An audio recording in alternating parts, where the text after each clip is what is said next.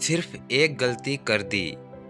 एक समय की बात है, किसी गांव में चमन नाम का एक मूर्ति बनाने वाला रहता था। चमन के हाथों में एक ऐसी कला थी जो जीवित इंसान और मूर्ति में एक रत्ती भर का कोई भी फर्क नहीं निकाल पाता था। और यही वजह थी कि चमन की सारे दूर दूर के देशों तक खूब प्रशंसा थी। और सब लोग यही कहते थे कि अगर उसकी बनी हुई मूर्ति रखी हो और जिस आदमी की उसने मूर्ति बनाई है वह आदमी भी उनके पास में श्वास बंद करके खड़ा हो जाए, तो यह बताना मुश्किल ही होता था कि असली कौन है और मूर्ति कौन है। दोनों एक जैसे दिखते थे। अब दिन बीतते जा रहे थे और एक दिन वो भी आ गया जो उसे उसकी मृत्यु के करीब ले आया था। तब उस मूर्तिकार चमन ने सोचा कि मैं ऐसी मूर्तियां बनाने में माहिर हूँ जिसमें कोई फर्क नहीं कर सकता, तो क्यों न मैं मौत को भी धोखा दे दूं। चमन ने ऐसा सोचकर अपनी ही हूबहू 8 मूर्तियां बनाकर तैयार कर ली और उन 8 मूर्तियों के साथ चमन भी छिपकर खड़ा हो गया। अब मौत अंदर घुसी तो उसने देखा कि वहाँ 9 एक जैसे लोग हैं और ये देखकर वह बहुत मुश्किल में पड़ गई।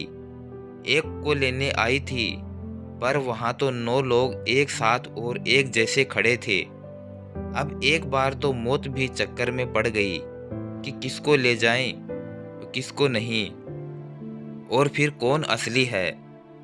जब कुछ न समझ में आया तो वह वापस लौटी और उसने परमात्मा से कहा कि मैं बहुत मुश्किल में पड़ गई।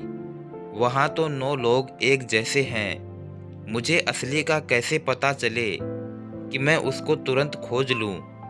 परमात्मा ने मृत्यु की बात सुनकर उसके कान में एक सूत्र बताया और कहा, इसे हमेशा याद रखना और जब भी असली को खोजना हो तो इस सूत्र से खोज लेना।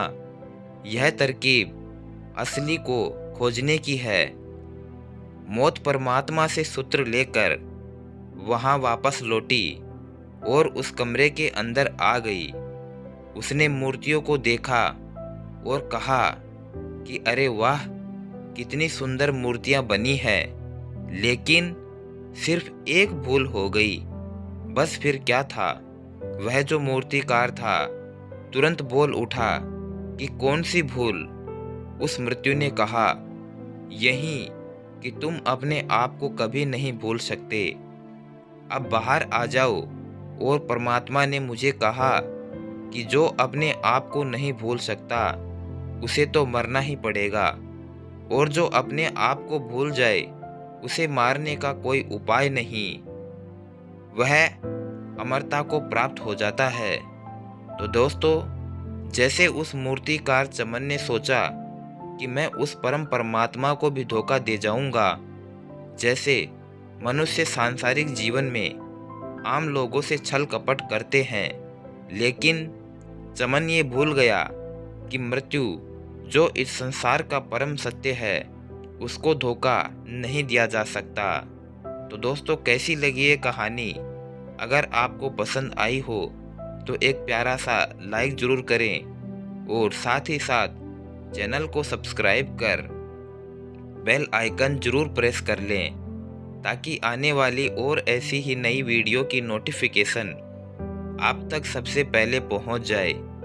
वीडियो को अंत तक देखने के लिए आपका तहे दिल से बहुत बहुत धन्यवाद। जय श्री श्याम।